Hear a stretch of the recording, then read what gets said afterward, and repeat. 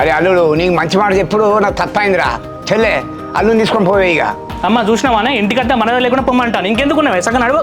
అబ్బాబ్బాబ్బా నీకనే నేర్చుకోలే మర్యాద గురించి. అటు సందేది ఇటు ఇటు సందేది అటు బాగానే మాట్లాడుతున్నావు కదా. ఇగో నీకు నిన్నే చెప్పినా వీళ్ళందరి ముందు చెప్తానా, నువ్వు నాకు చెప్పడం కాలేదు, గుర్తుపెట్టుకో. ఇంకో విలువలు తెలియను నీకు ఎన్ని చెప్పినా బూడిదల పోసినా పన్నీరే. నీ ముందే చెప్పినా కూడా అంతే. మామ అమ్మ ఇగో గిట్లని రెచ్చగొట్ట మాట్లాడితే నాకు గాలుద్దే. అవును కాలుతుంది. ఏం చేస్తావు ఇప్పుడు? ఏదో మా ఇంటికి వచ్చి మా మీద రూపాయలు చూపిస్తాను. అవును ఇప్పుడు మీ ఇంటికి వచ్చిన రూబాబు చేస్తానా? ఏం చేస్తావు అసలు? ఏం చేస్తావు చెప్పు.